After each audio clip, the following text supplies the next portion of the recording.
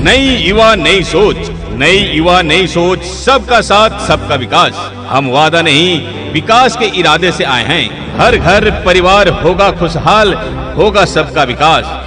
Gram panchayat राज बलुआ गुआवरी भवानीपुर से 12 पंचायत समिति सदस्य पद के सुयोग्य, कर्मठ, लोकप्रिय, सुख दुख के साथी, शिक्षित एवं अनुभवी उम्मीदवार भाई जावेद अनवर। भाई जावेद अनवर के चुनाव चिन्ह कप और प्लेट छाप, क्रमांक संख्या 3 पर अंकित चुनाव चिन्ह कप और प्लेट छाप पर बटन दबाकर भारी से भारी मतों से विजयी बनावे। इनकी जीत बलुआ गुआवरी भवानीपुर की जनता की जीत होगी, तमाम मतदाता मालिक की जीत होगी।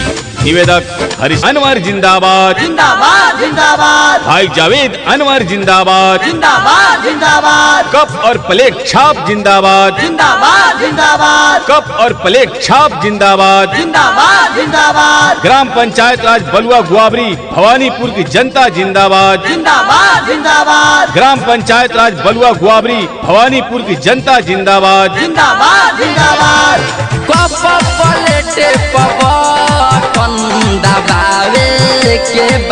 मैं कहाँ कहता हूँ मुझको तवंगर कर दे, मैं कहाँ कहता हूँ मुझको तवंगर कर दे, मेरे मालिक मेरे हालात को बेहतर कर दे। मैं तो कतरा हूँ फकत मेरी औकात ही क्या, तू अगर चाहे तो इस कतरे को समंदर कर दे। ग्राम पंचायत राज बलुआ गुआवरी भवानीपुर से 12 पंचायत समिति सदस्य पद के सुयोग, कर्मठ, लोकप्रिय, न्यायप्रिय, सुख दुख के साथी, शिक्षित एवं अनुभवी उम्मीदवार भाई जावेद अनवर। भाई जावेद अनवर के चुनाव चिन्ह कप और प्लेट छाप, जो क्रमांक संख्या 3 पर अंकित कप और प्लेट छाप पर बटन दबाकर भारी मतों से विजयी बनावे। इनकी जीत आप तमाम बलुआ गुआवरी भवानीपुर की जनता की जीत होगी, तमाम मतदाता मालिक की जीत होगी। निवेदक हरिशंकर ठाकुर भवानीपुर।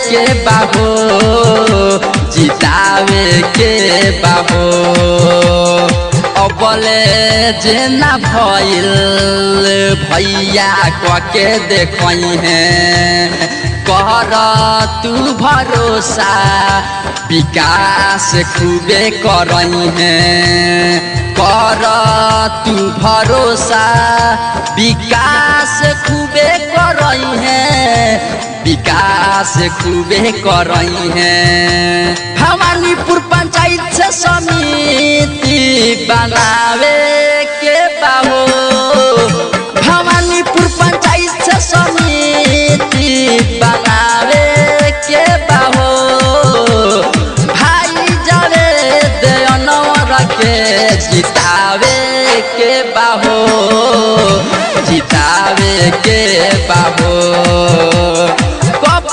प्लेट पमोहर लगावे के बाबू, जितावे के बाबू।